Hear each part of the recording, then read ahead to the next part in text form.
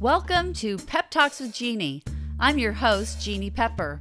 I started doing Pep Talks as a way to inspire you to do intentional acts of kindness and to further the goals of Blaze It Forward. Since Pep Talks began, it has evolved, and now I use it to interview people actively making a difference in this world through their volunteerism, community service, or careers. My guests are all here because they have dedicated their lives to making this world a better place. Join us as we delve into the hopes, dreams, and aspirations of these truly inspiring and hardworking people. This season, we will be focusing on the quiet superheroes, the thoughtful, kind, and forward-thinking community-minded individuals that teach us about resiliency, abundance, and how we can turn trauma, tragedy, and life challenges into meaningful, intentional action to repair our world.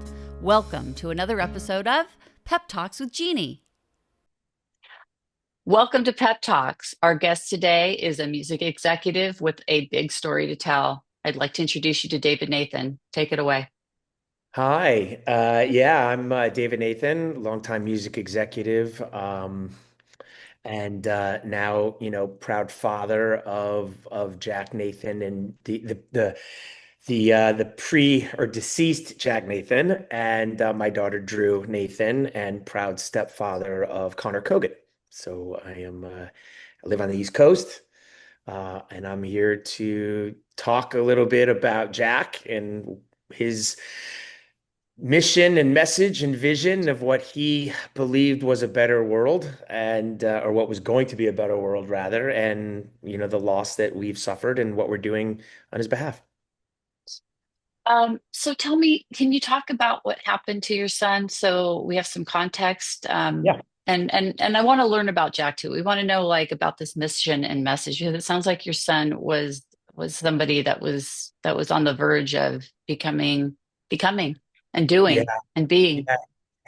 He was, by trait, he was always called Happy Jack, which is why, when I'll fast forward, his company that he started was called Happy Jack, because he always smiled. He was always a happy kid. He was, very interested in everything. He was learning. He was a sponge about everything and everyone. He didn't see color. He didn't see sexual orientation. He didn't see religion. He just saw people. And that's really who Jack was at the core. As he grew up, he started to defy authority and not really, he never understood,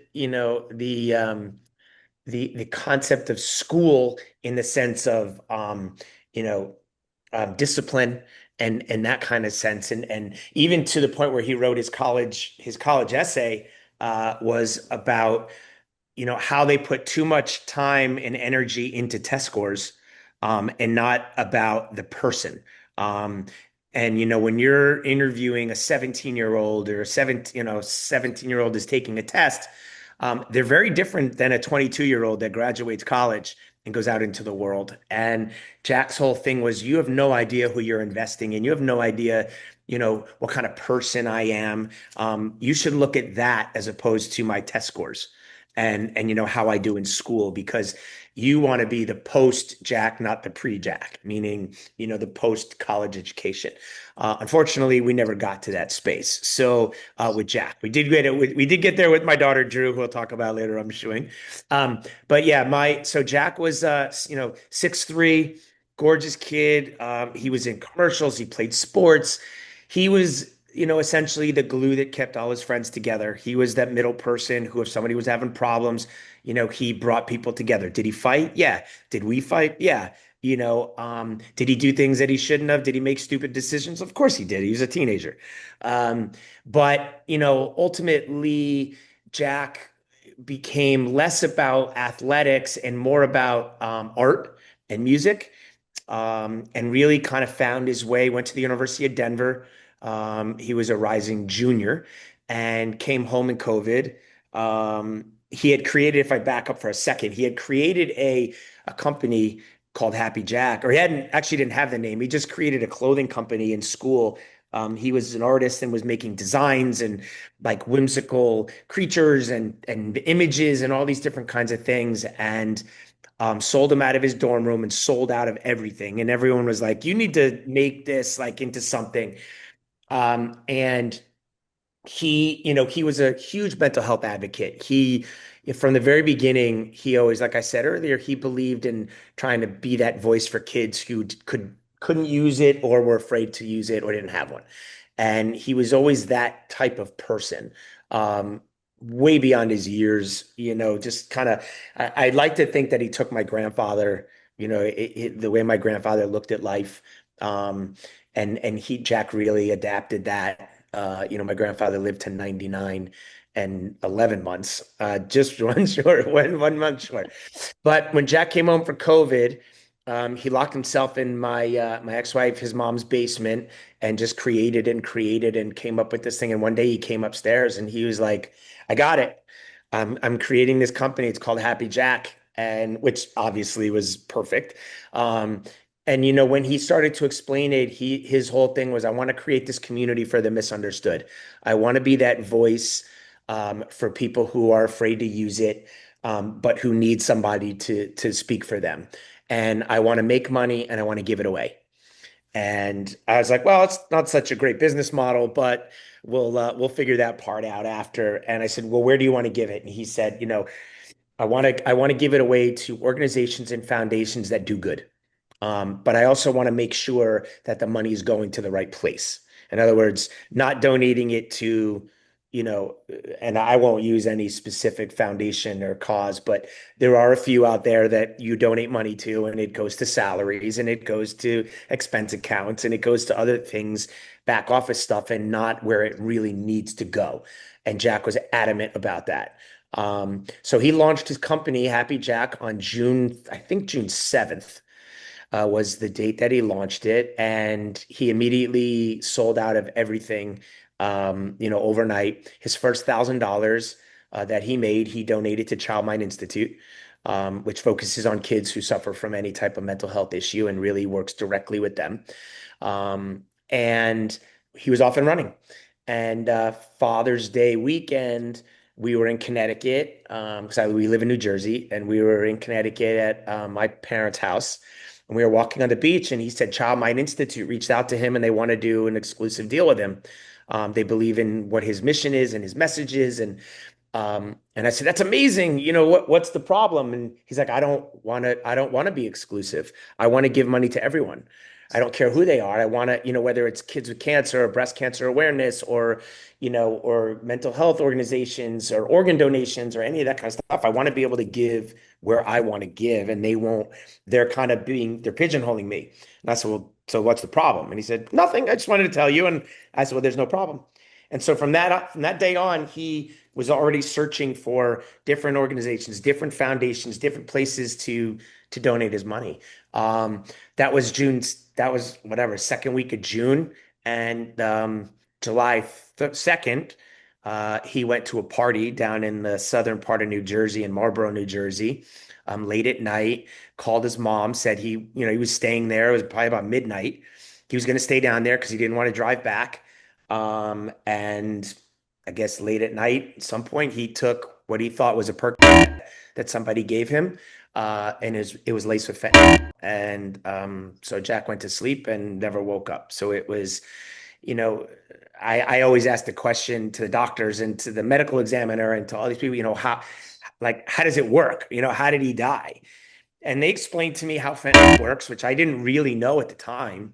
All I knew is that they used it in hospitals for medication to bring your heart rate down and everything. But um, they said he was asleep and he literally just essentially went to bed.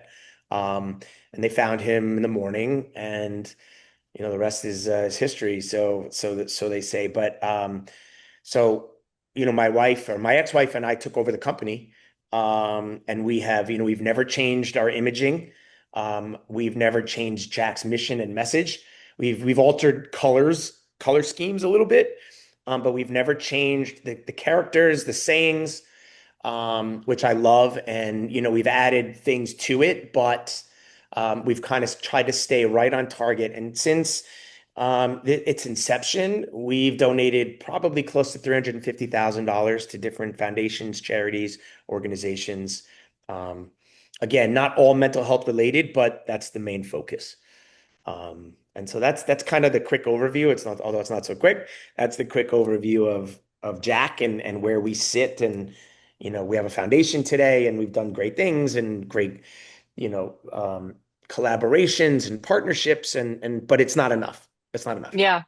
It sounds like you just stepped into Jack's shoes then running was it a did he have an established nonprofit before he passed? So did you turn Happy Jack clothing into a nonprofit, or is there a different nonprofit No, we have the Happy Jack Foundation, which foundation? is separate. And I mean, Okay. it's the same because it's Jack and it's, we're partners. But because as you know, if you run a foundation, you can run money from the business to the foundation. You cannot run it from the foundation to the business. So in the beginning, we were essentially taking our profits and just writing a check. We started a scholarship at the University of Denver, 5-year art scholarship, the Jack Nathan Art Scholarship, which is amazing. And we partner with the University of Denver and Jack's fraternity, and they match it every year, which is amazing. And I just funded a little bit of a movie being made in the School of Communications at the University of Miami, and we're about to do something at Indiana, which is where my daughter just graduated from. And so we're trying to find like, again, we want to make a difference and we want to do it the right way. But for the first 3 years, it all got funded from the business. Um, Mhm. and we essentially just kept enough money in there to run the business Okay. and create the clothing. And then whatever profit we had, we wrote checks. Um, Mhm. Now we're doing it the right way, essentially, which is Yeah. through auction. But yeah. Did Are the clothing designs, are they original designs that Jack made or other artists? No, all his stuff. Jack created characters and sayings and, all beautiful pieces of, gorgeous colors and all those kind of things. And we just, we have certain. Yeah, we never touched any of that stuff, and nothing is inspired or copied from anybody else. It was just his creations. Um, I think in the beginning when he was in college, when he was in school and he started, I think he was doing some Disney characters and some Peanuts characters and things like that. But ultimately, he kind of transitioned into his own designs. Wow. Was he an art major? Yeah, Oh, he yeah. was an actual art. Okay, so he had planned to be, he was very entrepreneurial. Yeah, I mean, Jack was selling rocks to construction workers at 5 years old in our neighborhood. Like, he always, and then he was creating, he had a Facebook page that he was doing, he's doing raffles on, which I think they called waffles back then. He was always trading cards, trading sneakers, doing things. He was always making money. But again, it wasn't the obsession with making the money. It was the obsession of creating something, finding people to work with, doing amazing things, and helping others. That's kind Yeah.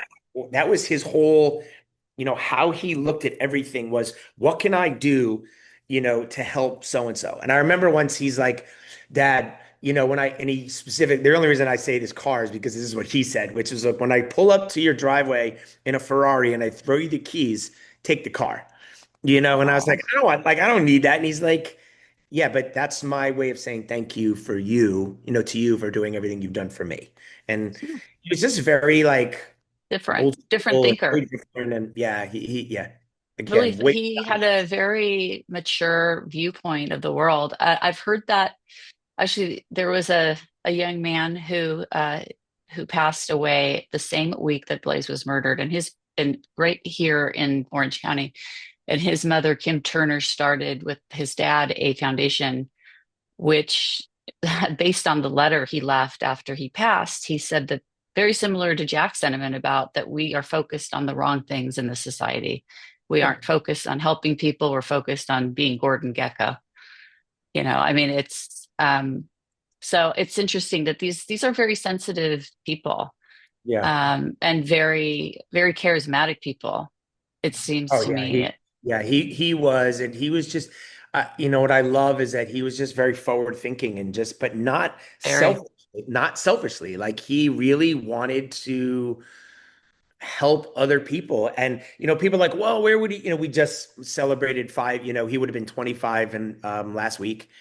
And, it's been 5 years since he passed. And, um, people are like, oh, what do you think he would have been doing now? He'd be 25 years old. And, would Happy Jack be doing this? And I'm like, I have no idea. Like my son, was just constantly processing things in his mind of what can I do next to make a difference? And Yeah. this was an incredible product and still is. And the beauty around it is that it, like I said earlier, it was created by a 19-year-old who is no longer with us. And so, a lot of times you see companies, today in today's world, you'll see these companies that are started and run by 18, 17, 18, 19, 20, 21-year-old kids, but they're still here. And, Yeah. they change their vision and their thought process and their message and what they like and what they don't like. We don't. Our mission has and will remain the same, which is creating a community for the misunderstood and helping every single person that we can, be a better person and have a better life.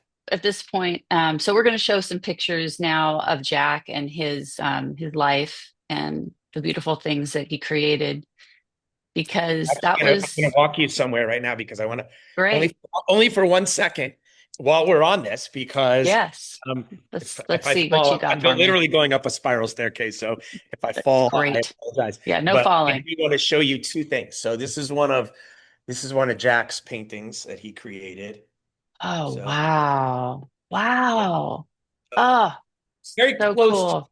the character, but a little bit different. But it's Yeah. can't really tell, but it's all different patterns, different types of Different types of mediums too. Really yeah. And, interesting. and this was Jack. I mean, carrying the money bag and smoking a joint, like legit. That was it. Sounds good to me. And then I'll show you here's one more, which is I'm in the music business, so he took records, and this is all clothing of Jack's, all his clothing, pieces of clothing of cloth. Oh, yeah. So he made a Yeah. smile, which is our logo, the Happy Jack smile, and then Yeah. this, which is so it's all pieces of clothing and jeans and shorts and just two of those Oh, pieces that I actually have in my house. So I just wanted to show you those, which is cool. that's really beautiful. Thank you for sharing that. And you will get me pictures too. And maybe Yes. some Oh, more artwork. If you'd like to show me some of the artwork, we will display it right here. yeah, I'll show you. Yeah, I'll send you some stuff. No problem. Yeah. It Sorry, I didn't mean to really, take you on a tour of no, our house. I love it. I'm so, gosh, it's just these stories, they're so heartbreaking to me.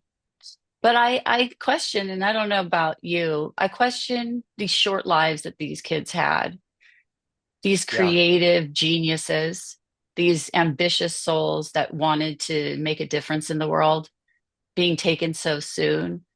Do you think that there is meaning there? Do you think that there was a purpose for these lives, even though they were so short? Do you think that that perhaps in another realm before they came here, that they knew they were going to have short lives and that they still decided that this was a meaningful learning life lesson place to come? And so they came here and they did what they were supposed to do. And maybe that was just to enlighten everyone around them, even though Yeah. it wasn't long enough. Yeah, I never the answer is yes, 100%. Yeah.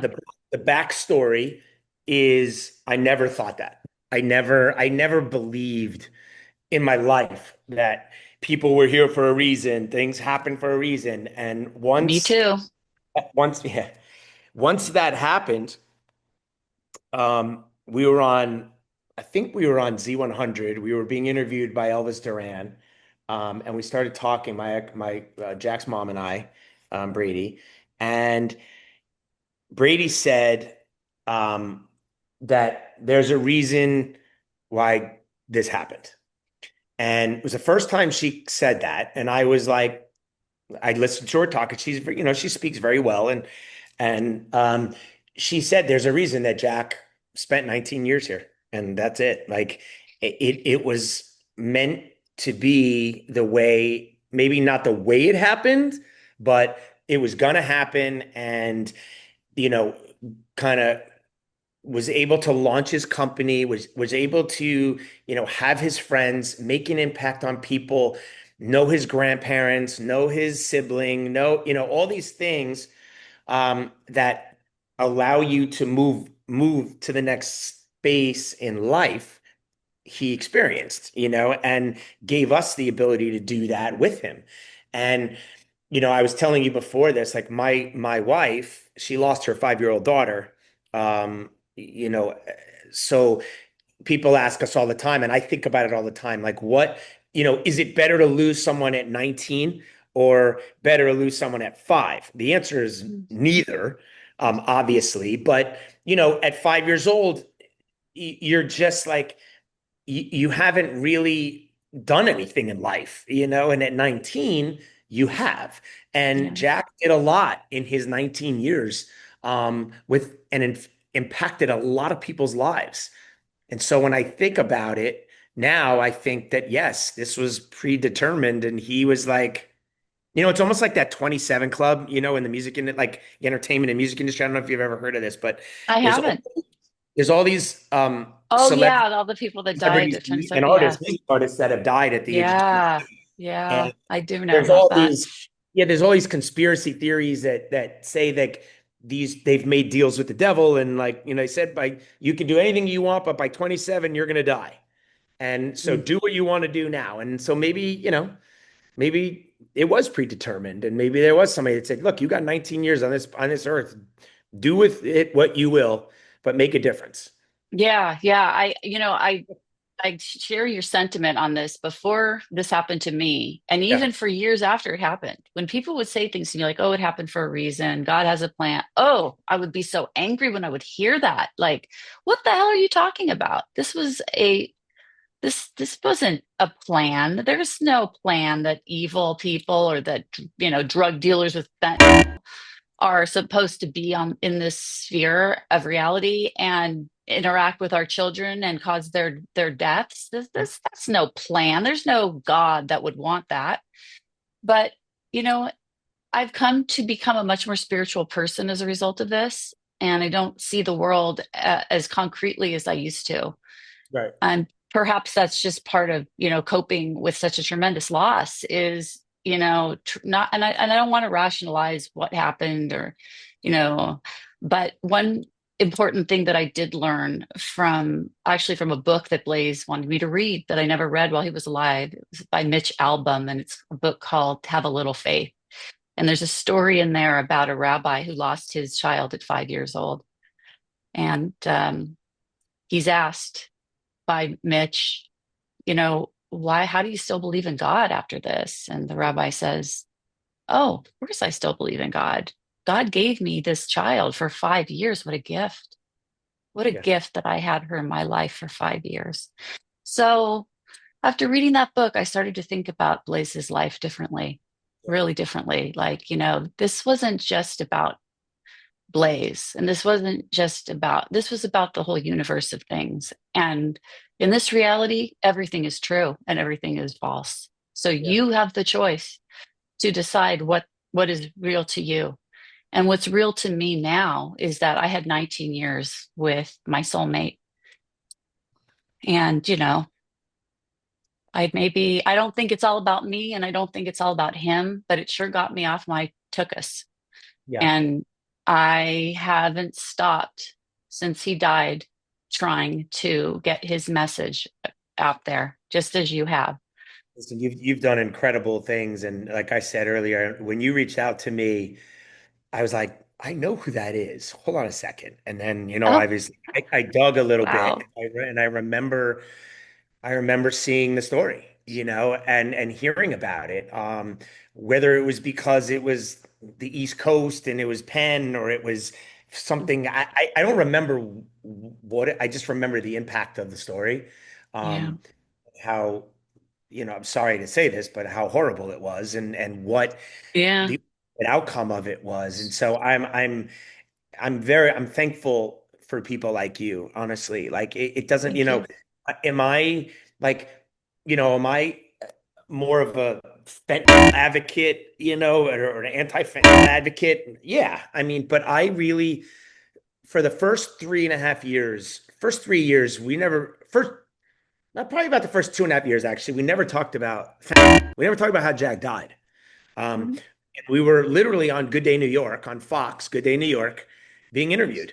And we were sitting there, and Rosanna Scotto, who I've known forever, um, asked a question, and we never even talked about it. She literally just said it, like, Jack was just it was an accidental food poisoning, and I was like, uh-oh, we just Yeah. we just went there, but Yeah. it's like we had like a weight lifted off of us of being able to talk about it, and then we became, and she is much more than I am, heavy into the anti-fat thing, and being a real advocate for it, which is incredible, and she's done an amazing job, and she's made a lot of connections, and but yeah, it's less important. The one thing I try and do is, like, when people hear of someone died from drugs, right? Like a drug, the immediate assumption is an overdose.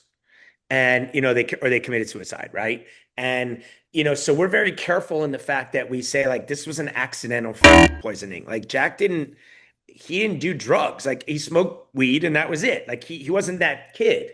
Um, and he just took something late at night that he actually thought was something else. And I can't tell you how many times I hear this story now, specifically a right? Whether it's weed, it's cocaine, it's Percocet, it doesn't matter. And it's so scary because you don't know it, you don't smell it, you don't see it, you don't taste it. It just kills you, you know? Yeah. And this is why it's so important that people understand that this is still a problem, even Yep, after all these years that this yep, happened to Jack. It's happening every day still in the yep. United States because there is fentanyl in the illicit drugs that are sold and distributed in the United States. It just is. And the only way to prevent yourself or your children from having a poisoning from it is either only get your medicines and narcotics from a pharmacy in the United States or use fentanyl test strips to Yeah. test the things you use and always keep Narcan nearby. Yeah, I have a spray that I keep in the car now. Um, it's only one, which, God forbid I need to use it. I guess Yeah, I can always go get another one. But call anyway, my 911. point, my point earlier was, it doesn't matter how or why you've lost a child. It's the fact that you have. And what are you going to do about it? Because I look at it as it's my responsibility, today to do what I'm doing, to do these podcasts, to post on LinkedIn, to post on Instagram, to post on TikTok, to speak it everywhere I can about Jack and what he did. And it's why I applaud you for what you have done and what you continue to do for Blaze. Thank you. Um, I mean that. Like, it's a shit ass club to be in. It is the worst, partnership you could ever be a part of. But I always say, like, when Allie, my wife, lost her daughter, I didn't know her, but we got married, and I always said, like, I always tell people, I said, there, when this happens, you go left or right, right? You're not on that straight path anymore. So left in, and I use this analogy because it is as hardcore as can be. Left is a gun in your mouth, and right is you figure out how to deal with it, right? Meaning, this way, it's not worth it. You're ending your life. You're going into the grave with your child. And the right is to try and do the best you can and get through and get up and smile and do everything you can every day to educate and do whatever you need to do to make yourself happier, and be proud of your child. And I always say, thank God that Allie went to the right. And then I always say, well, it's not a political joke, but she just she went to the right. And I went to the right. Now, were there moments that I wanted to go to the left? 100%. Still are. Um, but then, like, 2.5 years ago, I'm sitting in my kitchen, and I get a phone call from my best friend in Florida's sister who lives in Hawaii. Okay.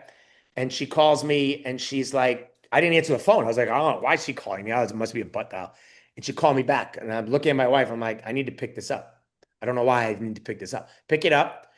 And of course, she says to me that Darren's 13-year-old, my friend Darren, his 13-year-old child, was killed, hit by a car. He was on his bike in Florida and he was killed. And I, so completely different than Blaze, completely different from the Jack, and completely like this was an accident. Like, I mean, it is what it is. He was riding his bike, he jumped the street and he got hit by a car and he got killed. And I immediately looked at my wife and I said, we need to go to Florida. Like, and we went. And I showed up the next morning at my friend's doorstep. He didn't know I was coming because I Mm. felt that I needed to then make sure that my friend didn't go to the left and went to the right. Yeah, And so as a parent, you like this is, again, going back, like we're in a crappy club. I mean, it is the worst club you could ever be in. the But worst. you have two options, right? That's it. You either try and figure it out and help people or you don't. And I'm choosing this way, and I'm glad you're choosing this way. And I think Yeah. it's important in these conversations. Somebody could be watching this, and God forbid, tomorrow, something can happen to one of their children. And they can defer back and they can have a conversation and they can call. And I said this before the call, like your daughter and my daughter are essentially the same age. They both lost a brother, like, and I said, like, if your daughter ever wants to call my daughter, she will talk to her in 2 seconds because it's important, and that's how you get through it. Yeah. We Those need each those are the other. right things. Yeah, Yeah, you have we do. I mean, you can live in a vacuum, but to. you know, that's no place to live. And if you're going to live in this world, then what choice do we have? We have to make it better. We can't just, it's kind of like you wouldn't live in a room full of trash. Right. And I know that Blaze would be happy to see that you're doing what you're doing. And I know Jack would be happy to know that we do what we're doing. Yeah. You know, I I do believe that, on the timeline of things, there was I don't know about you, but I have like almost like when Jesus was born, like the before and after. Yeah. So, and BCAC, right? Or, I mean, yeah, right? pretty much. That or BCAD after that. Yeah, something like that. Yeah. No, Yeah. I mean, my life is completely different. Of course it is.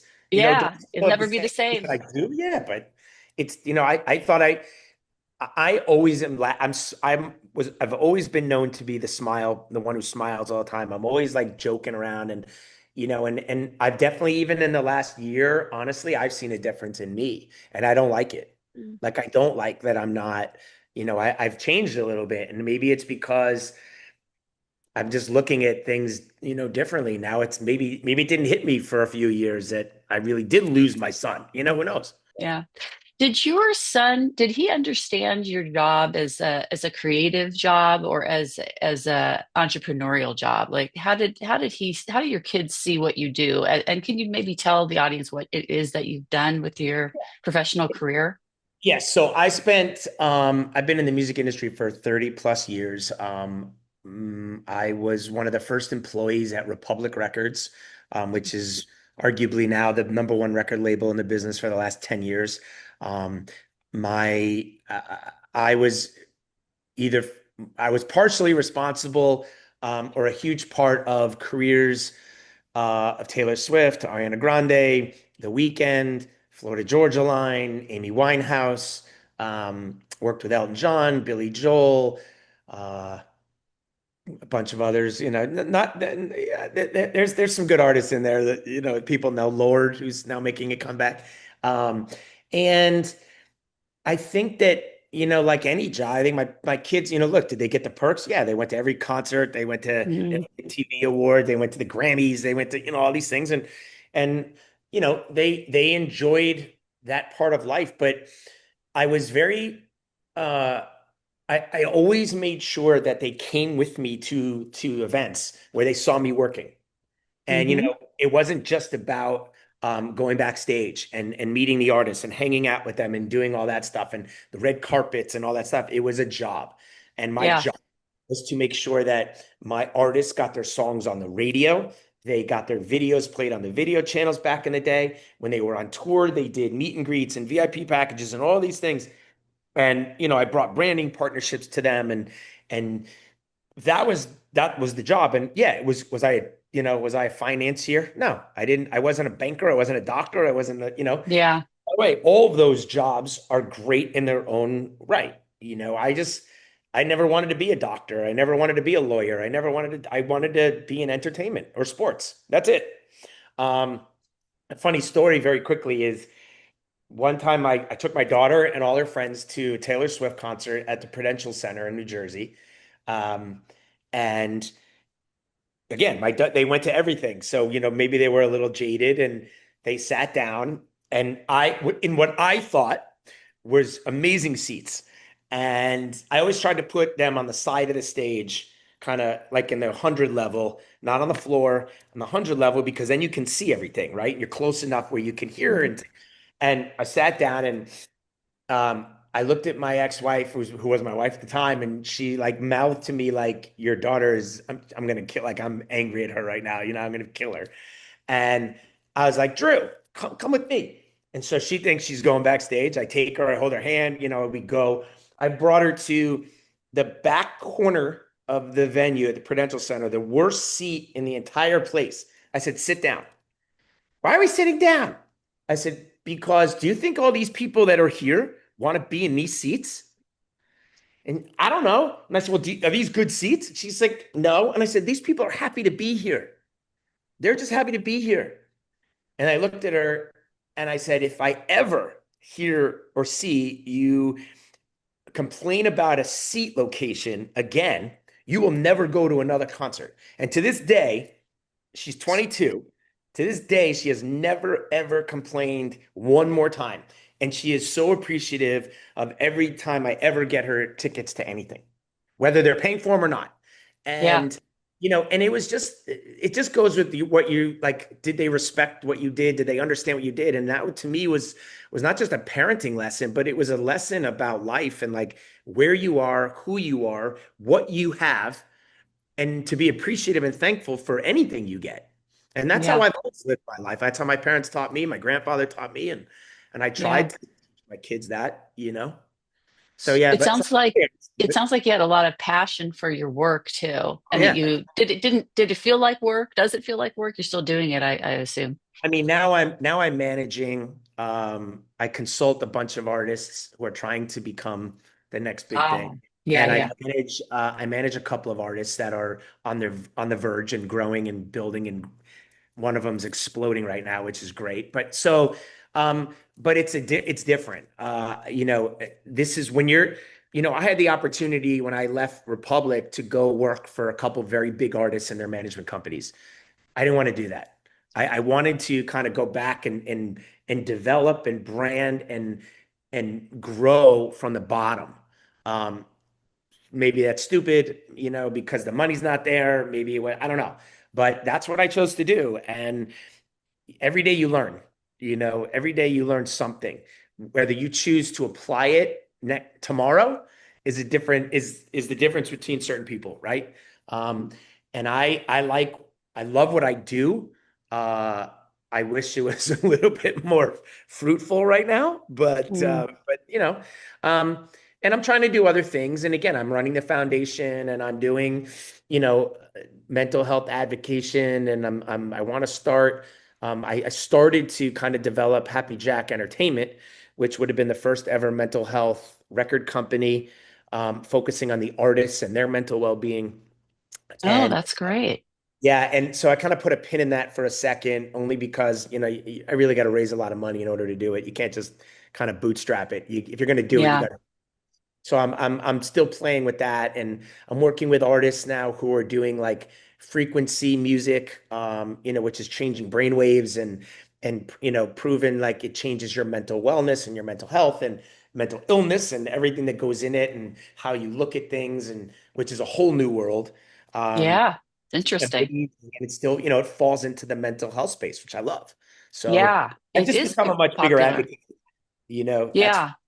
yeah. Yeah, that's interesting. I never really thought about that because that music, like the sound bowls, that they do these sound baths. I actually just started doing them in my backyard in my pool. You really? Yeah, it's really cool. And for my listeners, this is something you can do at home. You heat your pool, turn off all the backyard lighting, turn off all the pool lighting, turn off everything, all the house lighting that shines into the pool, get it real dark, get little flotation devices, and then turn on your outdoor speaker system and find a sound bowl playlist and just get on your raft, close your eyes and enjoy. Just, meditate. Just So have I, some I have a, quiet. so I have a question for you. If someone doesn't have a Yeah. pool, Yeah, what do you do if you don't have a can pool? they You do don't it in have a to be in a bathtub? pool. Yeah, or don't even bother with the pool. Just go in your backyard, go in a public park and put on your headphones. But just be in a quiet place and listen to this music. Listen to these vibrations, these sounds. They mimic the brain waves of Yeah. of peacefulness, of calm, of energy, of inspiration, whatever it is. So someone told me yesterday, literally yesterday, that the way they explained it to me is your body's a machine. And sometimes, like anything in life, it needs realignment. And it's why people sometimes when they walk barefoot, right? Because it grounds you to the earth. Yes. Oh, I totally believe in that. Yeah. Yeah. And so they say that, music has soothing tones to it that realign your brain waves. And I never ever like thought about it that way. And I've been thinking about it a lot because I'm working with some people that are starting to do this. And it's very funny because I'm very close to my wife's ex-husband. We have a very good relationship, and he's all about all this stuff. And so he has this blanket that he sleeps with, and it plugs in and it realigns your alkalines and all these things, and it basically realigns and heals you overnight. Oh, And wow.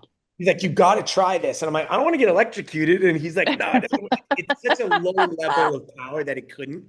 But Yeah, like a heating he said blanket. it because I wake up every morning and I'm like, I feel realigned, like re-energized. My body has changed. And I think, and now you're starting to see all these hotels, change their ways, and mini bars are not so much full of alcohol anymore, right? They're full of all different kinds of things that you can Yeah. take that are wellness focused. And now there's hotels now that are changing when you check into your room, the lighting is at a specific level. The shades are drawn to a specific opening. The heat or the AC is at a specific level.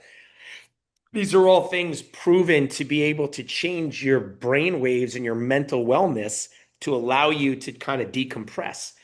Yeah. And I love how this is all happening. And again, it's all connected to mental health. So, I think that we talked about this earlier. Like, I think that this is where Jack would be. I think he would have been creating something that is along those lines, like, case studies and testing of brain waves and functions that change your mental wellness. Yeah. I don't know. Maybe not. I don't know. Yeah, I know it's something. And you're in the music industry, and I'm sure that it's interesting because it seems like the things that the universe is giving us, is telling us this work, and now we have the science behind it. It's kind of all converging at the same time. So there's something here. I think Happy Jack Records is onto something. Because it does do something. And a lot of the music, I mean, I love music. I like live performances, and I love, all of this great music and all this creativity. It speaks to us, it's a sign of the times too. Yeah. And the fact that, I don't know if life is more chaotic now than ever. I don't know. Does it feel that way to you? I'm guessing you're around the same age as me, but I feel like there's always been a crisis. There's always been a problem. We've always been on the verge of extinction, but now more than ever, I feel like there's just so much tension and so much like that music has to change. It's a sign of the times that we Yeah. that we have a mental health crisis on our hands, that we are now looking to this type of music to help us I cope with mean, it. we have, yeah, look, I could sit here and cite 10 different things in the music space that people are doing or have happened that have changed the world. Um, you know, I'm seeing it every day. Um, even just like the Coldplay concert, a month ago where the CEO and the Oh yeah, that was lovely. like that, but like that kind of thing, that went viral. That changed people's lives. Like legitimately changed people's lives. And you look at it and you're like, okay, so maybe they were having an affair, maybe they weren't, maybe they were just friends. Who knows and who cares? Yeah, But like, and then you see what happened in Israel 2 years ago in October, the Nova Festival, right? Which was people just celebrating music. And I'm not getting into that because I yeah, don't play in the political world, but yeah, and so to me, the answer to your question is yeah, it's a scary, scary time. It's a scary time as a parent to see your children. My stepson just went to high school this week. First, like he's a freshman, and my wife is kind of like doesn't know how to handle it. And I'm like, well, I had two kids that went to high school, so I can walk you through it.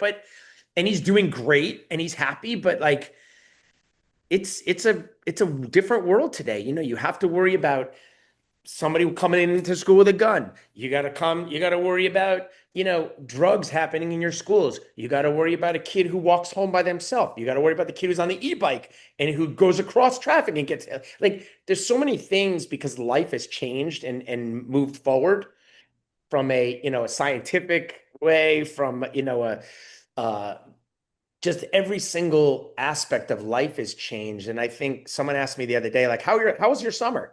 And I'm like, oh, did we even have a summer?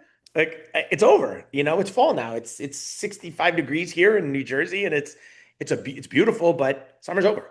And yeah, like, where'd it go? And I think that the problem today is, and again, I'm not a doctor. I don't preach that. Like, I'm just a parent, and somebody who has a voice. But I think like nobody nobody takes the time anymore to just sit and go, and breathe. And I had a conversation the other day with an HR person at a big company, and I said, well, why aren't you hiring a young kid? And they said, I don't want to hire a young kid out of college. I said, well, why? I said, because they all think the same now. All these kids want to do is get a job. How many days off do they have a year? When are they getting promoted? How much money are they making? And what's the next step? And they're yeah, not like, and so as somebody that's older, when you're looking for a job and you feel like you're being discriminated against because you're 40, 50, whatever, maybe take a page out of your old school book and go, hey, you can hire young, but they're going to quit in 2 weeks. You can hire young, but they're going to be beating you up for a promotion. I want to work. I think that old school mentality of like rolling your sleeves up, getting in there, getting dirty, going to work, doing what you love, and everything else will come has like just kind of dissipated. And it's it's a little scary. It is to your point. yeah. I think you're right about that, but I also think that you probably surrounded yourself with people that were very motivated people Yeah. because, I mean, you grew up in a culture of people that, especially being from the East Coast. I think that's different than in No, it's California. very Is fast, I mean, very like yeah, I think that there's definitely a different culture there, a work culture. And now that we're such a global community, I mean, you might be working with somebody in California, someone that just got out of school that's, that doesn't understand why they have to come into the office, right. why they have to get out of bed to It's do so their funny work. now because everyone's like, when you apply for a job now, it's like there's three options here: hybrid, remote, or full time. And I you're like, know it's and then you talk to somebody and they're like, "Does that bother you?" I'm like, does what bother me? Are you okay coming into the office 4 days a week? I'm like, yeah, I'm fine with that. Like, I don't care. Yeah, Yeah, yeah. No, they're like after COVID, I've understood that a lot of people that younger people said, well, we're not going to go back to work if we have to be in an office. We like working from home, so that job is now unacceptable to us if we have to come in. yeah. So What are you gonna do? You gonna fire yeah, everybody? Or are you gonna oh, try and well, adapt to the yeah. times? I mean, this has been an issue. So yeah, I mean, there's definitely been a culture shift since 100%. COVID. I think that is part of the problems. You said something interesting. You're talking about the fact that, as a creative person, you don't want to use your platform to make any political statements. And I agree with you. I don't consider myself political. I don't want to be political because the things that I stand for are human issues. I don't think that they have anything to do with politics. Of course, criminals probably wouldn't agree with me because I fight to keep them in prison. But I don't think that that's a partisan issue. I Yeah. think that's a public safety issue. You know, look, I had I'm not bragging, so please don't take it this way, but it's fact. I have a lot of people that I know that were very close to Joe Biden's team. I have a lot of people that I know that are very connected into Trump's team. Mm. And I've seen the arguments on both sides, you know. Um, and for me, it's like I look at from a political standpoint, I look at someone like Jelly Roll, who was a criminal, and he admits it. He was a bad, bad kid, and he has turned his life around. And one of the things that he preaches about is faith. And and he used to deal crack and like all these things. And when he went to Capitol Hill and did what he did, it changed the game because a lot of people, no artists really ever did that. Like, I mean, they went and they, Mm. back in the 60s, they protested Vietnam and, they did all those kind of things. And artists have always kind of been right on the cusp of like opening their mouths, but then they keep quiet. Um, and the fact that he did this on his own, this guy can't vote. Okay. He can't live in certain communities. There's certain things that he can't do because he's a criminal, yet he can go and speak on Capitol Hill about the fentanyl crisis in our country and the mental health crisis in our country and really make an impact. People listen. Yes. They'll And listen to him. yeah. And so my thing is, what frustrates me a lot is these artists that have either jumped on the bandwagon, and there's plenty of them, and Hmm. I'm just talking about mental health in particular, right? There's Yes. plenty of artists that now are out there preaching about mental health, talking that they believe in artists' rights to take time off and do it. I 100% do. But here's the thing. If you're going to do it, you better back it up because like Louis Capaldi has suffered from anxiety and all these other mental health issues that he's had. This guy just donated, I think, 192,000 hours of therapy to his fans. That's putting your mouth where your money is and your power is.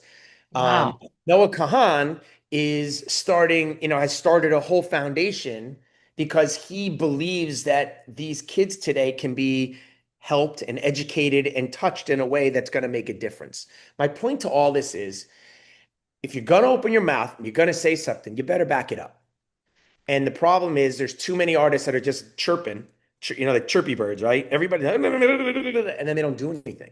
Yeah. And Yeah. and that's really frustrating. Now, it's not political, but it kind of is because you're opening your mouth. Now, I look at artists like Taylor and Gaga and Adele and Beyonce and the big big artists, right?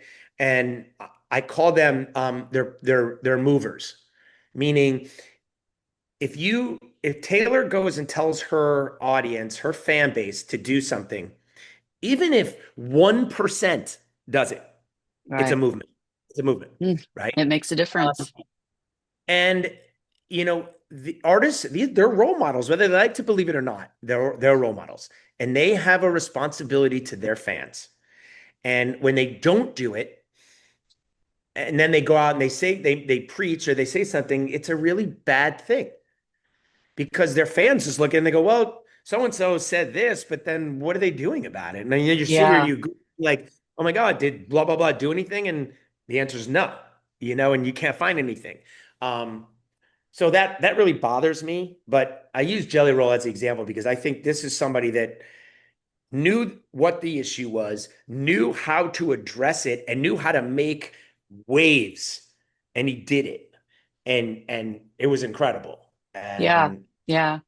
I To just your breathe. point, to your point here, I have been so annoyed with some of the things I've heard celebrities say. And I've become particularly sensitive to it since October 7th. And that's not the only issue that I've heard celebrities who really, they're artists and they're wonderful artists. They make Of music course. that touches us and moves us. Like you said, Taylor Swift tells everybody to go out and buy chartreuse underwear, and it's done. But you know, when they speak about things that are not within the realm of their expertise, and they cause a movement, that to me is an abuse of the platform that they have, and it's Yeah. irresponsible.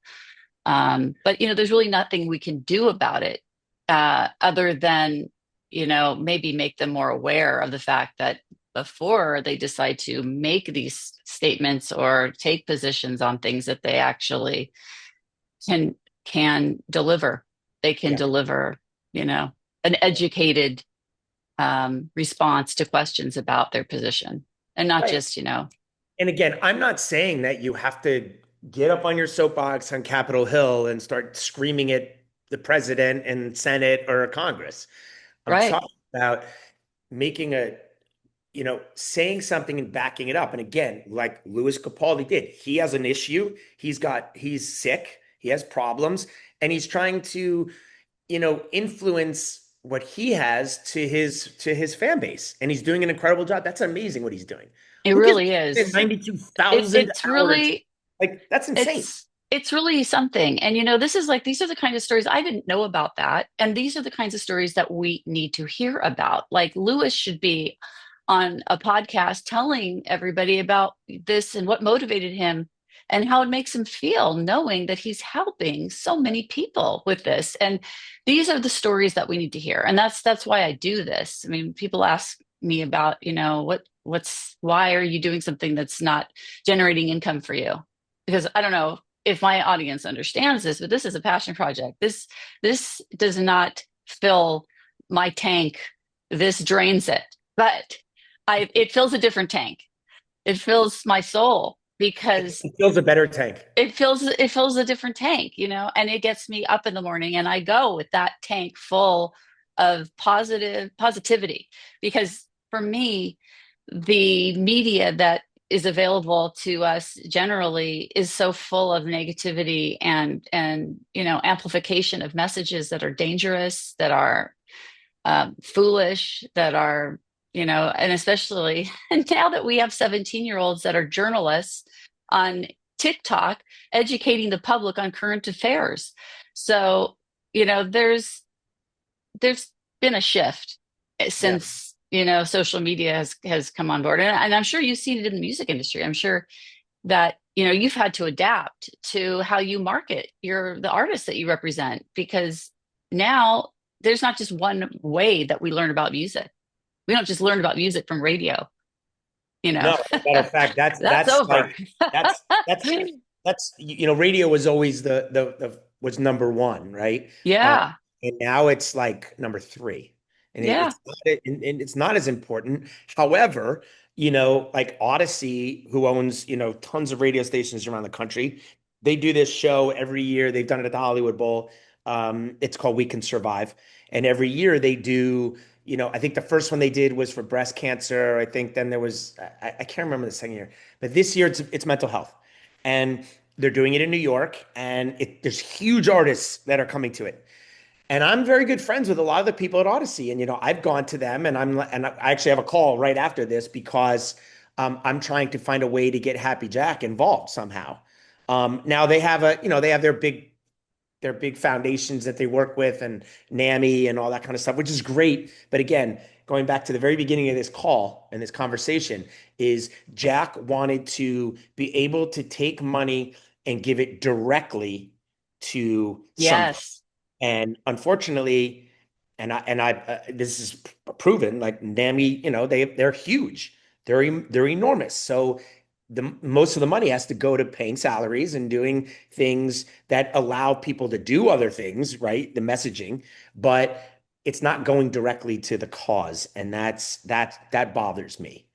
Yeah. And you know, um, I so Jack's birthday. was the 26th. He was 25 on the 26th. So next year will be 26 on the 26th. 20 next year will be 26 on the 26th, be 2026. And so we have a very good friend who owns the biggest billboard in Times Square. Mm. And every year they do I think that's what you saw. Oh, that's what I saw. That's what got So me interested when I saw yeah, that so like billboard. I don't know if you can see this, but so what I'm gonna do is I'm gonna let right. So here's what it is, right? So Yes, I have seen this. And when I saw that, yeah, because the casualty effect, thank you for doing that. so That, so that's Jack. yeah, that's Jack. And It's a little weird because they AI it. So his eyes move, his eyebrows move now, which is very bizarre. My mom saw it and was like, I can't watch that. It scares me. it's hard. But Yeah. um, but that was in the middle of Times Square. It ran all day from 7 a.m. to 7 p.m. I don't know what the insights are. I don't know how many people saw it, but I reached out to Yeah. ABC News, to Fox News, to Good. CBS News, and no one covered it. Right. No one covered it. No one Oh, wanted to do it. And I have a no. very, very good friend that actually I grew up with in Connecticut. I'm not telling you the network because if somebody researches it, they can figure it out. Of And he course. wrote back to me, "This is amazing. I'm going to bring it to our desk to see if they'll cover it on the 7 o'clock news." Nothing. And like, that's just people turning a blind eye to it. Like that's real life. That's my son who died Yeah. years ago Yeah, that because that of message this. should have been amplified. And it's the same thing. Like that's why when I saw what you did, on Dateline 2020, like those are you got an impact. That's how I saw it. That's how I knew about Blaze from the beginning. Like, Yeah. and people, I'm like, listen, stories are stories and people are people, and some things are, it's like being on American Idol, right? In today's world, you got to have a story or else you're not getting through. Like it just, and I get it, but this is a horrible tragedy turned somewhat good, right? As is yours. But And that was your choice. You right, made right. that decision to turn this around. And let's talk about that. You Yeah. had a lot of options here. You could have said, you know what, this my life is I can't deal with this. I don't want to think about Jack every day. I don't want to think about what happened.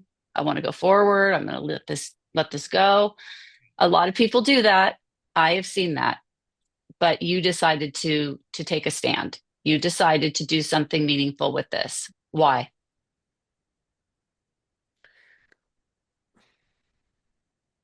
Easier just to let it go. Yeah, but why take the easy route? I never have. Why? I'm with you on that. I'm not about I easy. I believe that, going back to what we talked about earlier, that Yes. Jack was on a mission and he was put on this earth to help navigate this crisis somehow. Yes. And Somehow.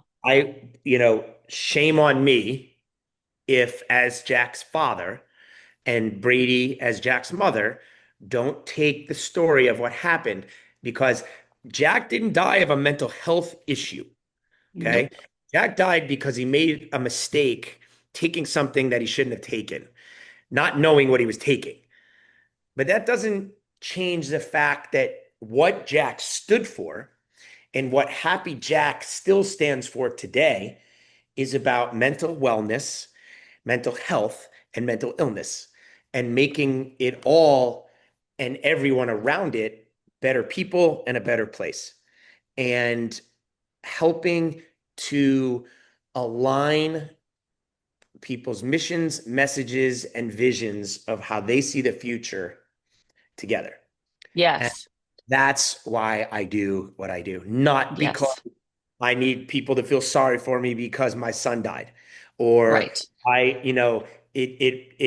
this happened because of that. No, this is what I truly believe Jack would be doing today on a much grander scale. And so the little that I can do as Jack's father, as a proponent for mental wellness, as a fighter of and tying it all together, I'm going to do everything I can. Yes. That's, And would you have been as involved in Jack's charitable work if he had not passed? That is a very good question, of which I can honestly say I don't know the answer to. I would like to think that I would 100% have taken my relationships, my experiences, my knowledge of this industry and the artists that I work with and the things that I do, and helped Jack be a huge proponent of mental wellness. Um, One of the things that I always say is I've been in thousands of meetings with managers, agents, artists, label executives. And I said, the one thing that I say, which blows people away, is I said, never once did ever did anybody bring up the wellness of the artist and the mental well-being of them. Now, Yeah. you go all the way back. Like, I worked with Amy Winehouse. Okay. I was one of the only people that Amy talked to. There's a few of them at the label. I was one. I was very privileged to be one of those people. And I Mm. question all the time, could I have helped her? If I raised my hand, if I opened my mouth, could I have made a difference? Now, she had a lot of other things going on, so probably not, but you never know. Yeah. And you go all the way back to Jimi Hendrix, Jim Morrison, Kurt Cobain, Janis Joplin, all these artists who, by the way, died at 27, right? As did Amy Winehouse. Um, Kurt Cobain had a problem. I mean, guy put a gun in his mouth and blew his head off. Like, you don't do that if you're sane and you don't have issues. You don't do that. So who could have helped him? Who, and so when you ask that question, I look back at all of the things I never was a part of, those pieces of the world, but then that I was a part of Prince's world and who died. I was a Hmm. part of Amy Winehouse's world who died. And I am a part of other artists who have problems, and I know they have problems, and I'm trying to help them. More In than a way or before? another, whether it's working with their manager, their label. But the problem Yeah. is that if you got one person that doesn't care, it's like, as a manager, everyone says to you, "What's your job?" I said, "My job is to make sure everyone's holding hands." Right? Everything you do, social media, marketing, radio, touring, branding, partnerships, PR, everything, everybody's got to be doing it right for an artist to really go. And if Yeah. one person isn't holding a hand, the chain is broken.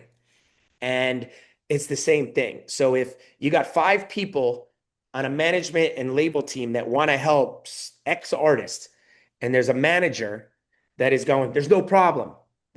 We're fine, right? Depending Yeah. on who the artist trusts and listens to, Yeah. is is where it's going to go next. There's only so And much you can do. you can't, right? You got, what's that saying? Is like, you got to want to help yourself before anybody else can help you. Like, Yeah, and that's this is with children too. I mean, I watched my son Blaze. He struggled, as a middle schooler being bullied.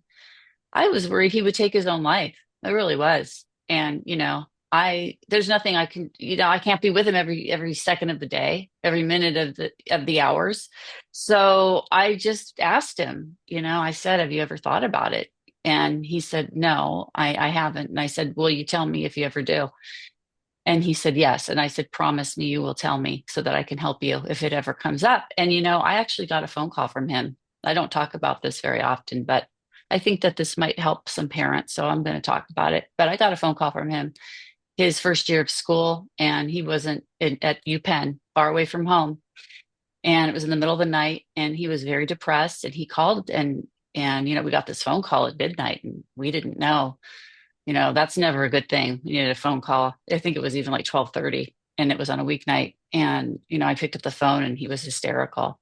He was really upset. He'd had, something had happened at school, and he wasn't telling us what it was, but he just said, "I'm not doing well. I don't know what to do." I called the suicide prevention hotline, and I talked to them, but it was not enough. He said, "I don't know what to do."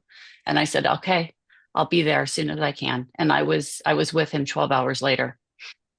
And that wasn't easy. That was not easy, but the I beauty saved of it. his life. Yeah, the beauty of it is that you had the ability and the understanding and wherewithal to drop. It didn't matter what time it was, where you were, you had to go and be with your child. And I look back at that all the time. the day that Jack, the day that Jack, the night that he passed, which was July 2nd, he came to our house to drop something off. And he rang the doorbell. I was in the back in a meeting with somebody, and I didn't hear the doorbell ring. I didn't hear anything. And he left everything at the door. I didn't see him. And like I look back at it and I'm like, if I saw him, if he came back there, the sliding door prophecy, right? Everything would have changed. Because maybe he wouldn't have gone to, maybe I would have said, let's have dinner tonight. He wouldn't have gone to the party, or I don't know, something. And the fact that like you did that, like if you didn't do that, right? Who knows what would have happened? You just said you saved his life. Like at that moment, that's what was the most important thing. And my daughter, as stupid as it sounds, was sitting on a bus today going into New York City. It took her 4.5 hours. She's stuck on a bus. The, Ugh. the main road was closed. And I texted her and I'm like, do you want me to come get you? And she's like, it's going to take you 2 hours to get to me. Like the road's closed. And I said, I don't care. I'll come get you. Like, I always said that to my kids, the same thing as you said, which is I don't give a shit where you are, what time it is, or what the problem is. If you need me, call me. I will answer the phone and I will come get you. And I think that's really important. And it's like I applaud you on that, not because you did it, but because you were open What and choice? like, right. Like What choice do we have? you're either going or you're not, right? You realized Yeah. that you could not talk Blaze down from where he was mentally and physically and emotionally unless you were actually physically holding him. So you went. I went, and not all kids feel comfortable calling a parent when things are blowing up, or when Right. they're in a bad, when they're, and not, and even like just people, just friends. Like, look at all these artists that you're aware of that have, taken their own lives. Like, they didn't make that phone call. Right. And why did they not have someone to talk to? I mean, did they not have someone that ever said to them, if you ever think about doing something so drastic, please call me first. I want to be there for you. I mean, do we think to say that to the people that we love? And if Um, we're not saying that, why aren't we more abundant? Why aren't we more open with our love of people, of our right. friends and our family? Yeah. The whenever I get interviewed, I always, at the end of the day, I say, encourage everyone, not just your kids, but everyone, if they have something wrong, to open their mouth. That's what Jack, his whole thing is it's okay to not be okay. And I know everyone says that all the time, but it's life. This is who you are. Life goes like this. Life does not go like this all day long, every single day of your life. It doesn't. It's impossible. I don't care who you are. Yeah. And and you're gonna have good days, you're gonna have bad days, you're gonna smile, you're gonna cry, you're gonna be angry, you're gonna do that's why that's what life is. But if you have the ability and this self-secure, right? The security of being able to open your mouth and say, hey, I'm not good today, you know, that takes it and goes a lot further. Someone actually asked me like 3 weeks ago. They sent me a note. Hey, how are you? Haven't spoken to you in a while. How you doing? And that was not it was just like, hey, how are you? And you know what I did? I actually answered the question the way I was that day. And I said, I'm not really doing so well. I said, I'm having a crappy day. I'm not in a good place mentally. I said, I'm fighting with this one, I'm fighting with that one. And and then I wrote at the end, I said, careful what you ask for, you know? And they wrote back, I'm glad I asked you. Now, I don't know if that had any effect on them the rest of the day, but too many people just go, I'm good. And they're lying. They're lying. Yeah, they are, And because why are we're they not. lying? They're lying because they don't feel comfortable enough, depending on who it is, right? They don't feel comfortable enough actually saying that there's an insecurity there, right? Oh my God, if I say that I'm not doing well today, someone's going to think I'm weak. Someone's going to think I'm suicidal. Someone's going to think I'm in a bad place. It's okay. It's okay.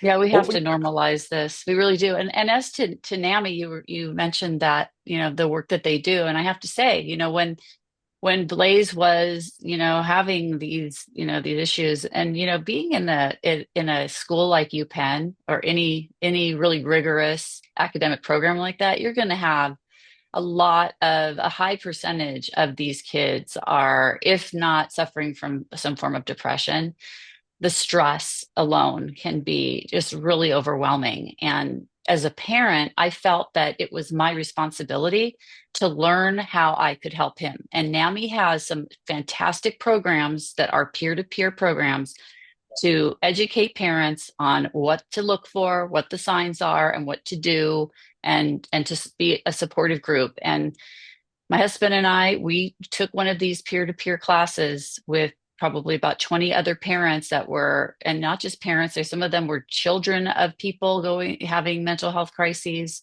They were siblings.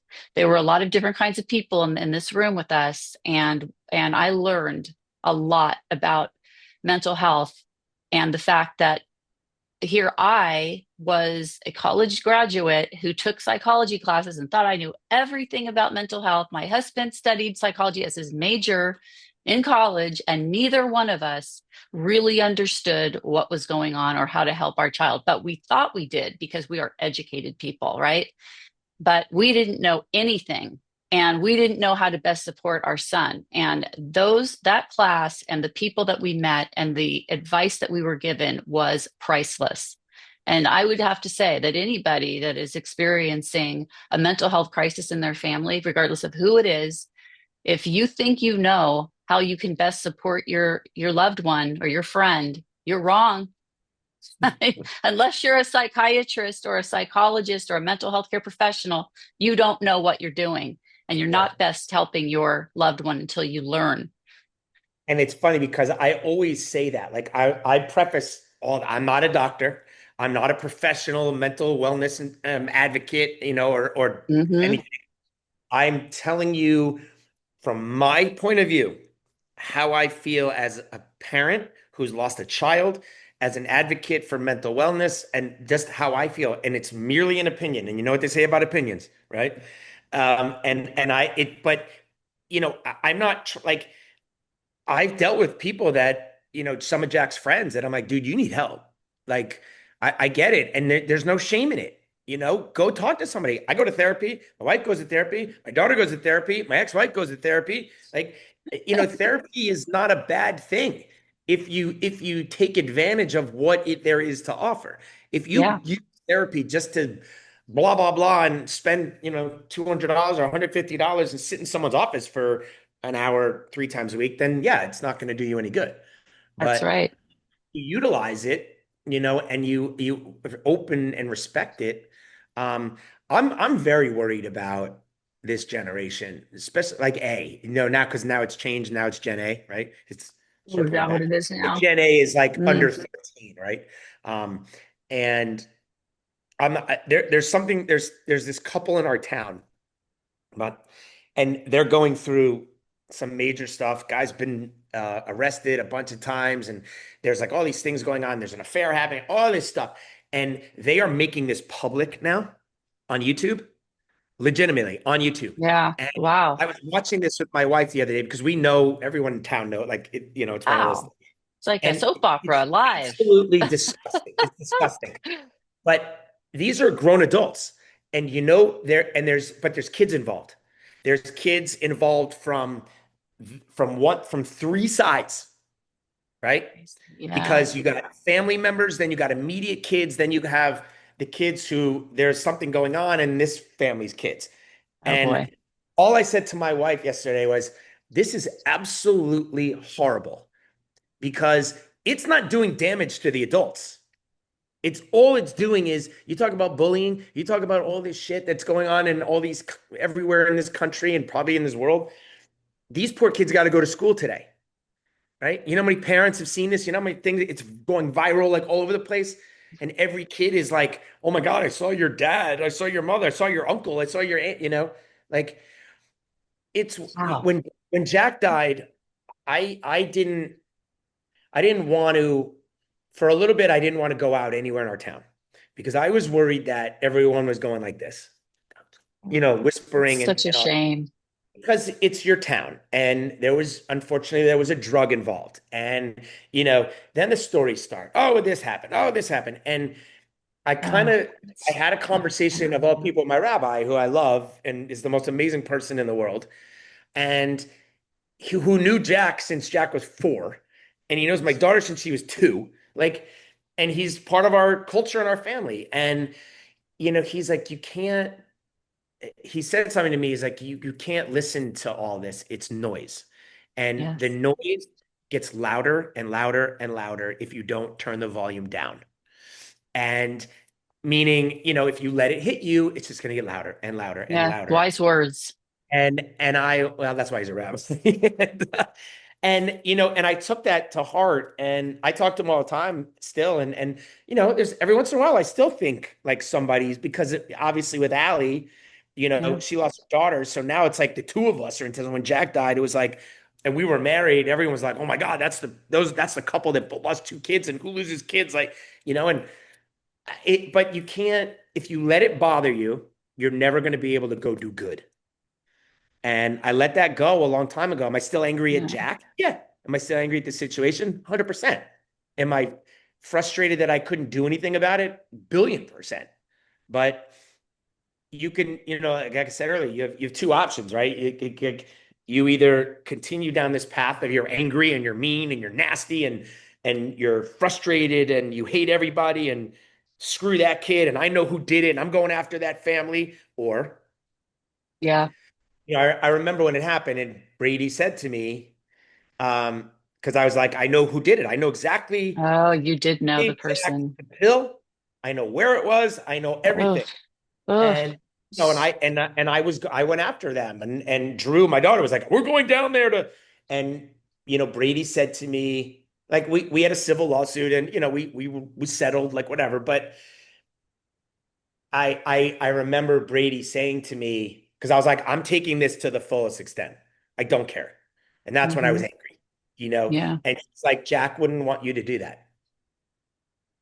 And my first response is, how do you know? I'm yelling at her, and she's like, I know. I'm his mother.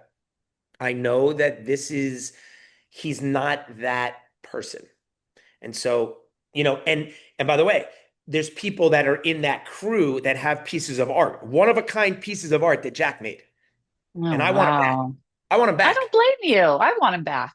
And my ex-wife, it's Oh, like they're in their rightful place. And I still argue with that, but mhm. that's a big problem because I would much rather have it be hanging in this house or in her house or in my daughter's room or in a gallery than being Mm. where they are.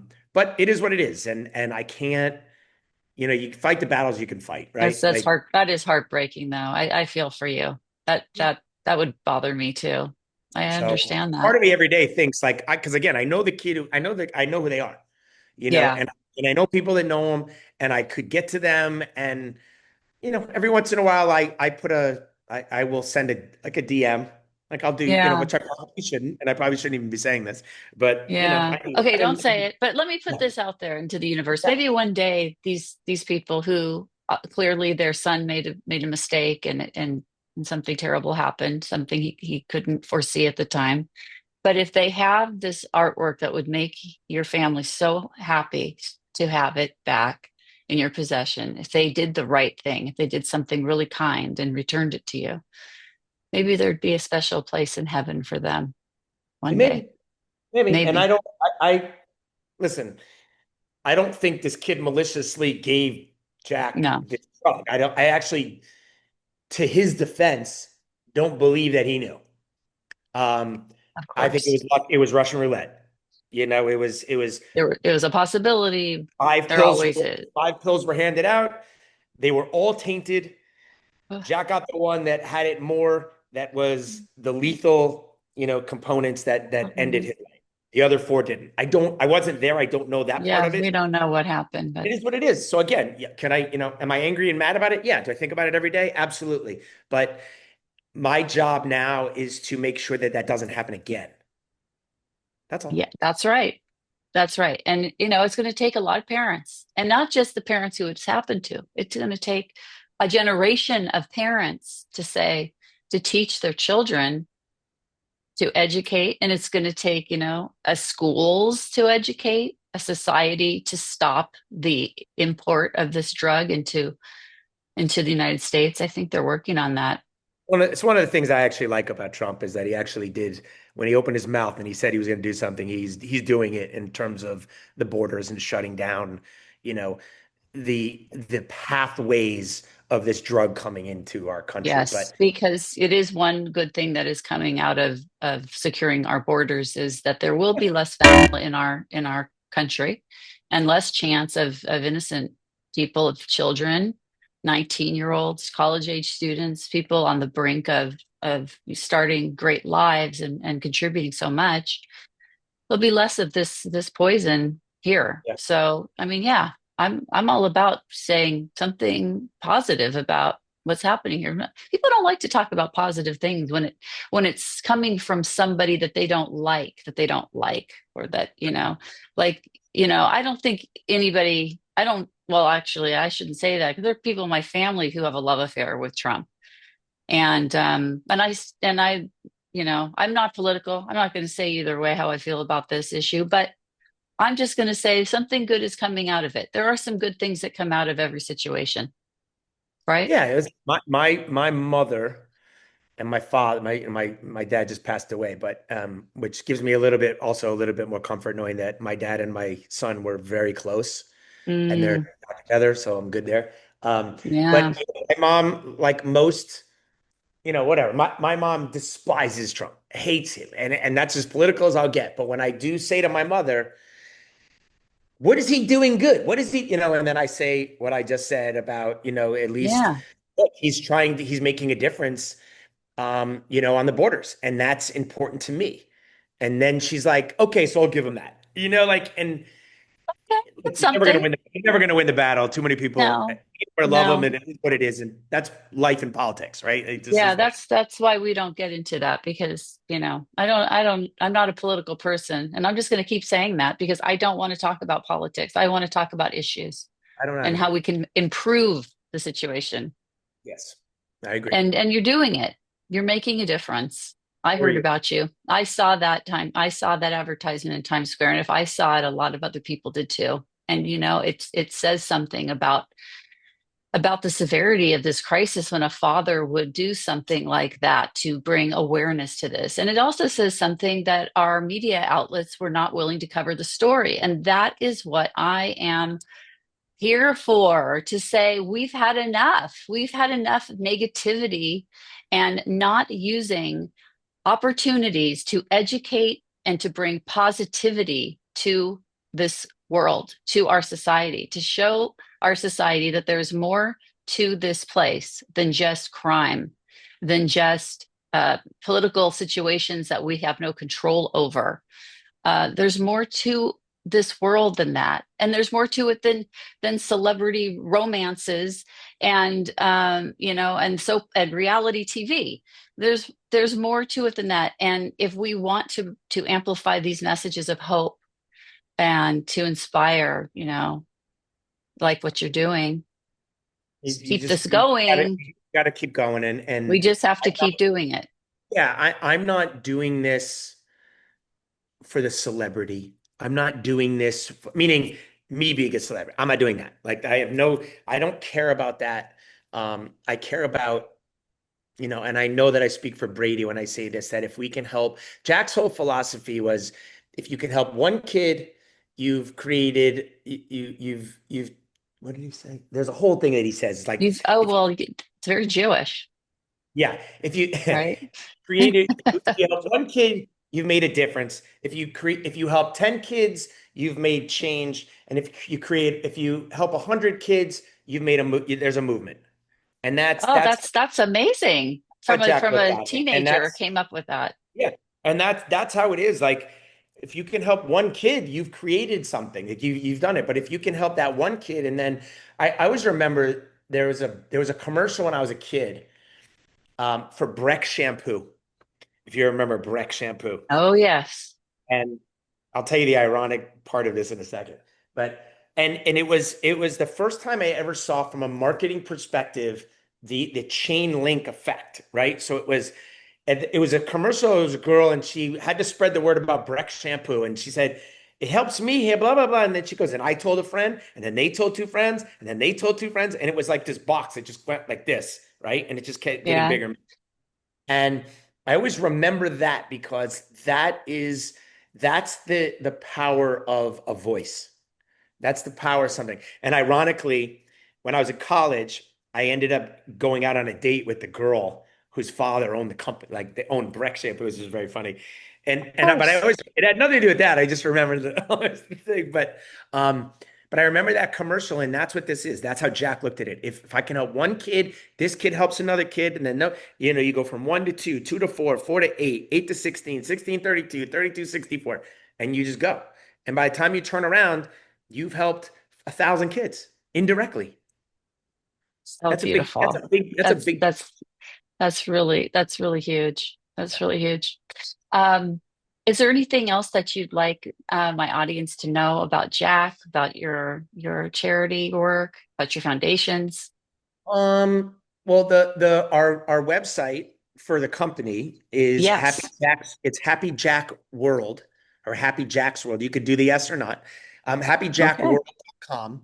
And we just launched we were doing skate decks right now, but I don't know if they're still there. I gotta look. I think they may have Okay. come.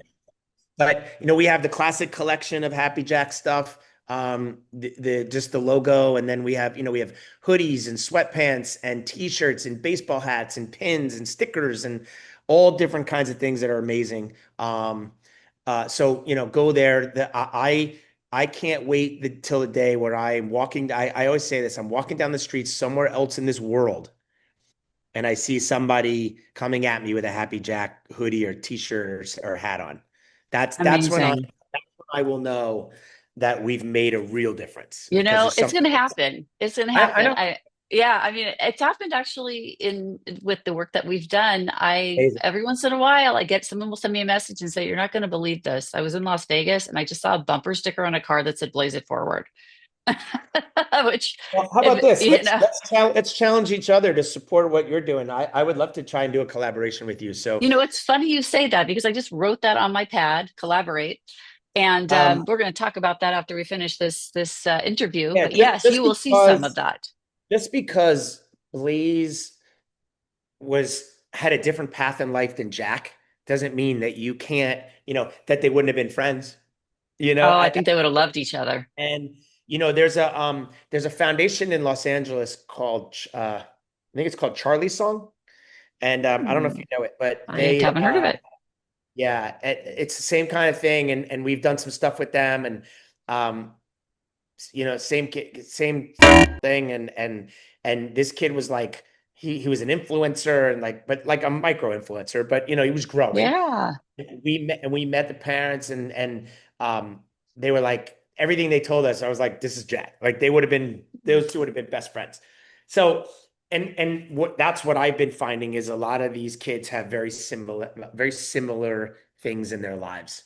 Yeah. Unfortunately. Yeah. But These. so yeah, that's important. And then, so again, the website is Happy Jack's World. Our foundation is same thing. You can go on our website and look at it that way, and there's a donate now button where you can do it. Or you can Venmo, or Zelle Happy Jack's World or Happy Jack Foundation. I'm sorry, the Happy Jack Foundation. Um, and the only other thing that I could say to your audience is um, be a voice and don't, be heard, and don't be afraid to open your mouth. Don't be afraid to ask for help, and don't be afraid to offer it. Oh, those are great words. We're gonna be saying goodbye to David Nathan. It It was and amazing. I Yeah, because we have nothing better to do today than talk to Yeah. David, but David has a life and he's got to get on with that. But I would like you to give us an elevator pitch for your foundation right now. We're going to put the information about your organization right underneath your smiling face. CEOs just smile. Um, here's what I'll tell you is that if you don't give, you can't help. Meaning, you can always help with your voice, but the money and the opportunity to donate to any foundation or organization that you believe in goes a long way. And with what we're trying to do at the Happy Jack Foundation and Happy Jack's World is make a difference. And if you see it in your heart, again, go on Venmo. It's the Happy Jack Foundation. You can Zelle. It's all right there. I'm sure that Jeannie's going to put a logo up here of Oh, maybe yes. maybe you can even put a QR code or something. Certainly, But if you get here's it what I to will us. tell you. Yeah, here's what I will tell you is that every dollar that is donated to our foundation goes to something direct, and it goes to something great. And if you have any suggestions or any place that you want us to donate, please let me know. Find me at David Nathan Unfiltered on Instagram. And I think that is that. Yeah. David Nathan Unfiltered on Instagram for those who want to make contact with the great David Nathan of Happy Jack Foundation, a foundation started because of the passing of David's son to thermal poisoning 6 years ago. 6 years ago, 5 years ago. And yeah, we're making a difference in the world. And that's what parents do who love their children so much that in order to continue to live in this reality, we have to give life to them through their work, even after they are gone. And that's what we do here. So I want to thank you for joining us today, David Nathan. You've been such a bright light in my day. And I know that my listeners are going to take there's a takeaway. I appreciate you taking the time, and for you, keep doing what you're doing, keep fighting that fight, keep educating, keep talking, and it'll never, whatever you do, people say this to me all the time, whatever you do is never going to bring Jack back. I don't care about that. I mean, I care because obviously I want him back, but it's about moving forward, and it's about making a difference every which way you can on behalf and in honor of your child. Whether you're doing it with Blaze and I'm doing it with Jack, or I'm doing it with Blaze, you're doing it for Jack, it doesn't matter. But do good, and you're doing great stuff, and keep doing what you're doing. This is amazing. Thank you. Thank you for the encouragement. Blaze It Forward is a campaign my family started in 2018 after our son Blaze was murdered. Blaze It Forward provides the inspiration to thousands of people to repair the world with intentional acts of kindness. If you would like to learn more about Blaze and how you can make a difference, check out www.blazebernstein.org or join our Facebook group at #BlazeItForward. You can also check out my website for this podcast at www.PeppTalksWithJeannie.com. There you can follow along with my podcasting adventures and learn more about my fascinating guests and their passion projects. I would like to thank all of the volunteers who help make my philanthropic endeavors a reality. Today that includes my producer, Eli Moskowitz, all of the volunteer crew members who join us, and a special thank you to my son, Jay Bernstein, for the original theme song you hear at the beginning and ending of each show. This has been another episode of Pep Talks with Jeannie. Until next time, keep on making this world a better place.